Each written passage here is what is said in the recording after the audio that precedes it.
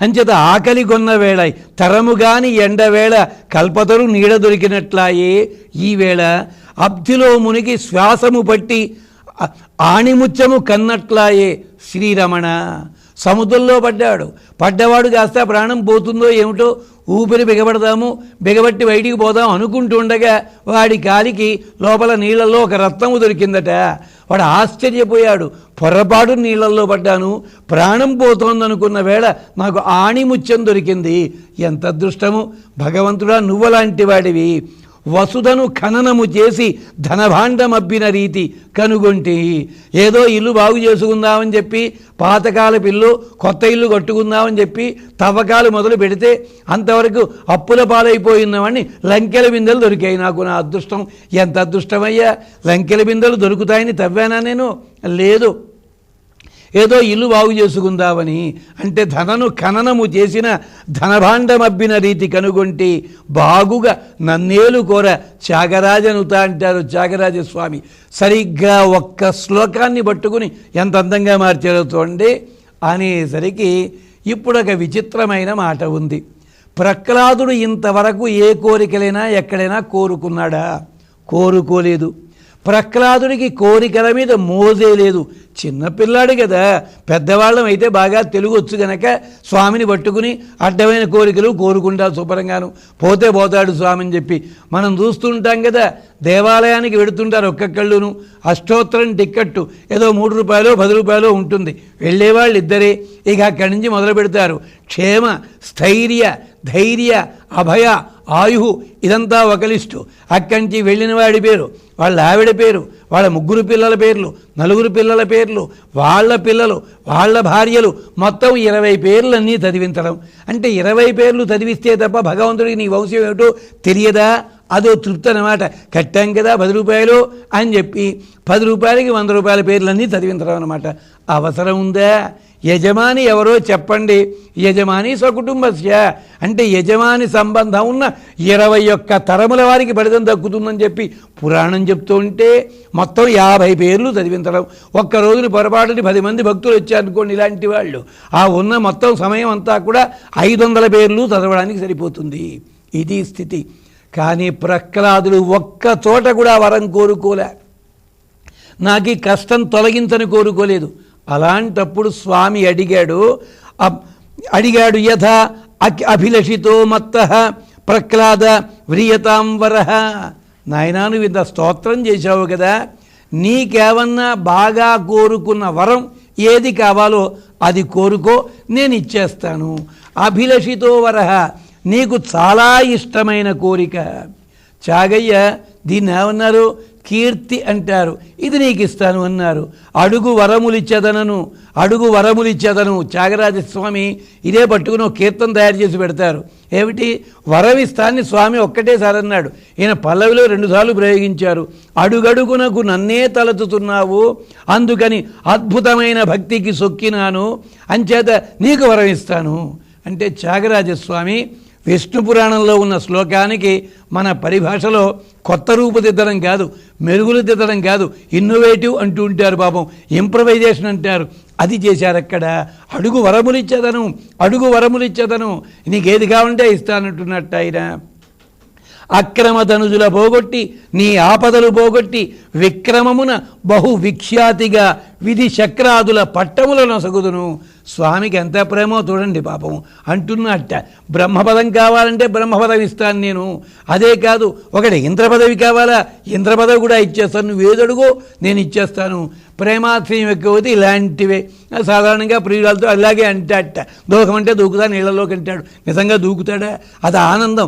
ఇక్కడ పరమాత్మకి ఆ శక్తి ఉంది, అందుకని నీకేది కావాలంటే అది ఇస్తానన్నట్ట. అలాంటిది ఎవడైనా అడిగితే బాగానే ఉండు, వెంటనే వరం అడిగేద్దు. కానీ ప్రహ్లాదుడు ఏమని వరం అడిగాడో తెలుసునా? మనము వరములు ఇస్తానని స్వామి ఎందుకనాలి అంటే మనని పరీక్ష చేయడానికి అంటాడు. నిజానికి ఆయన రావడమే వరము, అడక్కపోయినా ఇస్తాడు ఆయన. కానీ మన మనసులో ఏముందో కనుక్కోవాలి. ప్రహ్లాదుడు అన్నాడు నాథ అని పిలిచాడు. నాథుడు అంటే భర్త అని అంటాం మనమంతా. కానీ ప్రహ్లాదుడి పదప్రయోగంలో అందం ఉంది. నాథ అంటే పశువుకి కట్టే తాడుకి పేరు నాథ. ఏమిటది? వెనకటి రోజుల్లో పల్లెటూళ్ళలోనూ పొగరెక్కిన ఎడ్లు ఉండేవి. వాటిని లొంగదీయాలంటే ముక్కుకి రంధ్రం పోసి దాంట్లోంచి తాడుని పోస్తుండేవారు. ముక్కుకి తాడు వేయుట అంటారు. ఎప్పుడైతే ముక్కు తాడు వేశారో దాని పొగరు సగం తగ్గుతుందన్నమాట. ఇది మైసూర్ ఎడ్లు అలాంటివి ఉంటుండే వెనకటి రోజుల్లోనూ, దానికి చేస్తుండేవారు. అదే తెలుగులో సామెత, హడావిడిగా చెప్పిన మాట వినకుండా గంతులు వేస్తుండే పిల్లనింట్లో బామ్మలు వాళ్ళు తిడుతుంటారు, పెళ్లి చేస్తే సరే ముక్కుకి తాడు పడుతుందని చెప్పి. అంటే మెళ్ళో తాడు కదా అంటారు చాలా. దాని అర్థం ఇది. అంటే అర్థమేమిటి? నీ నడకని నీ నడతని కూడా క్రమశిక్షణతో ఉంచేలా చేయగలిగిన స్వరూపము ఆ తాడు అయితే, ఈ లోకమంతా పొగరెక్కిన ఎద్దు అయితే, నువ్వు నాసారద్దు లాంటి వాడివి. నాథ యోని సహస్రేషు ఏషు ఏషు వ్రజామ్యహం. పునర్జన్మ వద్దని నేను అడగను, పునర్జన్మ వద్దని నేను చెప్పను. నువ్వు నన్ను ఏ ఏ జన్మల్లో పుట్టిస్తావో, వేల కొద్దీ వేల జన్మల్లో పుట్టిస్తే పుట్టించు. తేషు మనిషిగా పుట్టిస్తావా, గంధర్వుడిగాన, క్రిమిగాన, కీటకముగాన, పక్షిగాన ఎలా పుట్టిస్తావో నేను అడగటం లేదు. వేలాది జన్మలు పుట్టించినా కూడా ఆయా జన్మల లోపల అచ్యుత భక్తి అచ్యుత అస్తు. నాకు నీ మీద భక్తి కావాలి. నీ మీద భక్తి ఎలాంటిది కావాలి? అచ్యుత భక్తి, జారిపడని భక్తి. ఆదివారం నాడు సూర్యుడి గుడికి, సోమవారం నాడు శివాలయం, మంగళవారం నాడు ఆంజనేయ స్వామి గుడికి, బుధవారం నాడు నవగ్రహాలు, గురువారం నాడు సాయిబాబా భక్తి. ఇలాగ వారానికి టైం టేబుల్ పెట్టుకుని వెళ్ళేలాంటి భక్తి కాదు. అచ్యుత భక్తి, ఏకాగ్ర చిత్తము నాకు ఉండాలి. నీ మీద ఏనాడు కూడా జారిపోని భక్తి నాకు కావాలి. సదాత్వయి, ఎప్పుడూ ఉండాలి. అంటే నిద్రపోతున్నా కూడా నీ మీదే దృష్టి పెట్టుకునేలాంటి గొప్పదైన భక్తి నాకు ఇయ్యి, అదే చాలు. అంతకంటే నేనేమీ అడగను. ఇలా అడగగలరా ఎవళ్ళైనా? కుంతీదేవి కూడా ఇదే అడిగింది. నాయనా కృష్ణ, కష్టములున్న రోజుల్లో నీవు మా దగ్గర ఉన్నావు, మాకివాళ సుఖాలు వస్తే మమ్మల్ని వదిలిపెట్టి వెళ్ళిపోతున్నావు. అంచేత నేనంటున్నాను, నాకెప్పుడు శాశ్వత ప్రతి క్షణంలో కూడా కష్టాలే ఉండుగాక. ఎలాంటి కష్టాలు? ఓ చిన్న కష్టం అయితే సప్లిమెంటరీ దేవుడు ఎవడో వచ్చి రక్షిస్తాడు. అలాంటి కష్టము నాకు ఉండకూడదు. ఎత్ర తవ దర్శనం భవతు, నువ్వు వచ్చి రక్షించాలి ఆ కష్టం తీర్చాలంటే. అంటే గజేంద్రుడికి వచ్చిన కష్టం లాంటిది, ఆయన తప్ప ఇంకెవడూ తీర్చకూడదు. అలాంటి కష్టాలు నిరంతరం రాని, అంటే నువ్వు ఎప్పుడు నా పక్కన ఉంటావు అనమాట. ఇలా కోరుకోవాలి. కోరుకుంటున్నాడు ఆయన. అదే త్యాగరాజస్వామి దీన్నే అందమైన అనుప్రాసంలో రాస్తారు. అందుకనే త్యాగరాజ కీర్తనల్లో ప్రహ్లాద భక్త విజయన యక్షగానం అంతటి ప్రశస్తి రావడానికి కారణం కూడా విడిగా చెప్పుకుంటారు. దీనికి ఆధారం ఎక్కడుంది? విష్ణు పురాణంలో ఉంది. అంటాడు ఆయన, వింటిని నమ్ముకొంటిని శరణంటిని రమ్మంటిని ఓడను భక్తి వీడను ఒరుల వేడను. ఎంత అందంగా చెప్పాడండి ఆయన. అంటే అచ్యుతా భక్తి, జారిపడని భక్తి అన్నతోటి ఏమిటి?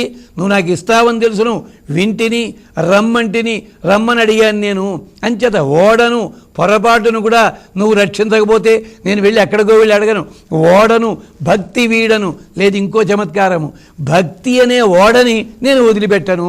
కొంచెం పదాలు అటు ఇటు చేసుకోవాలి. అంతేకాదు స్వామి, నువ్వు కనిపించేంతవరకు నిన్నే తలుచుకుంటాను. ఒరుల వేడను అడుగుతారా ఆయన. చక్కెరమాని వేము దినదాలిన కైవడి మానవాధముల్ పెక్కులు బక్క దైవముల కొల్చెదరు. అట్ల కాదయ్యా మ్రొక్కిన నీకు మ్రొక్కవలే మోక్షమొసంగిన నీవయీవలన్. తక్కిన మాటలేమిటికి దశరథి కరుణాపయోనిధి అంటాడు ఆయన. బక్క దైవాలన్నాడు. ఎవరికో ఆయన కోపం వచ్చి దాని పద్యం మార్చాడు, ప్రక్క దైవములు అన్నాడు. అది ప్రక్క దైవములు కాదు, బక్క దైవములే.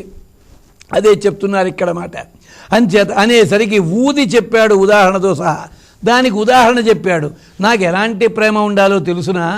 యా ప్రీతి అవివేకానాం విషయేషు, బుద్ధి లేని వాడికి సంసార సుఖాల మీద ప్రేమ ఎంత గొప్పగా ఉంటుందో. కప్ప వెళ్ళి పాము నోట్లో పడుతోందట, కప్ప నోరు తెరుచుకు చూస్తోందట, ఏదో అవనైనా తిందామని. తనే ప్రాణం పోయే దశలో ఉంది, మళ్ళీ తనకి ఆహారం కావాలట. ఇలాగే ఉంటారు లోకల్లో ఉన్న వాళ్ళంతాను. అంచేత వాళ్లకుండే ప్రేమ ఎలాంటిదో అలాంటి ప్రేమ నాకు నీ యందు ఉండాలి అడుగుతారు. అనేసరికి స్వామి ఊరుకోలే, రెండోసారి వరం అడిగాట. ఎందుకు ఇలా పేజీ పెట్టడం? వరం కోరుకోవడం తెలుసు కదా, మళ్ళీ ఎందుకు అడగాలి? ఈ రహస్యాన్ని ముందు జ్ఞాపకం చేసుకుందాం. అంతవరకు స్వస్తి.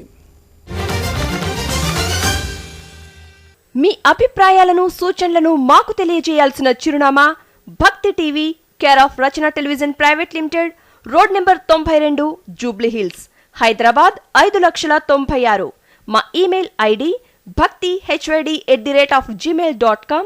మా వెబ్సైట్ www.bhaktitv.org. Phone number 9010222333.